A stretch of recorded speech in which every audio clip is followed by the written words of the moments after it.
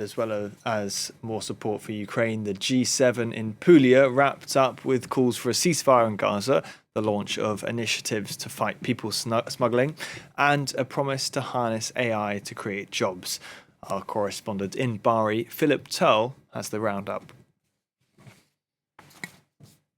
The undoubted star of this G7 summit here in Puglia in southern Italy was the Ukrainian President Volodymyr Zelensky, who flew in on Thursday and met with the US President Joe Biden and the other G7 leaders, and who has been offered a $50 billion loan for his country to be handed over before the end of 2024. It's to be financed by money taken from frozen Russian assets, 300 billion euros worth of frozen Russian assets, and the interest that they generate of about 3 billion euros a year will pay for that loan. So Volodymyr Zelensky leaves for another summit, a peace summit taking place in Switzerland, a peace summit for Ukraine to be attended by about 80 world leaders, with at least a pledge of more money to help it in its fight against the Russian invasion of Ukraine. Other issues on the headlines here at the summit in Puglia include an agreement by the G7 leaders for a two-state solution in the Middle East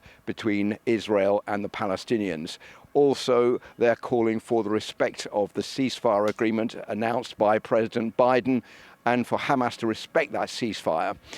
And also, amongst the other topics that have reached agreement here is a pledge to hand over money to African countries to help stem the flow of illegal immigrants coming to Europe, to help them build their economies so that their residents will no longer want to come to Europe. And of course, there are one or two differences, one of them being over abortion. After an agreement last year that abortion rights should figure in the final agreement at this summit, this G7 summit in Puglia, that has not been the case due to a veto by Italy,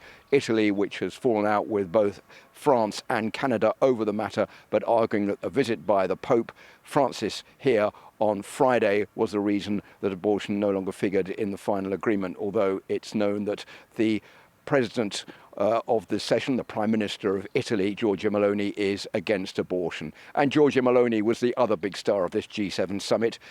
galvanized by the recent boost in support for her Brothers of Italy party in the European elections last weekend. She is now in a much stronger position than many of her European counterparts who face an uncertain future due to the poor showing of their parties and their countries in the European elections.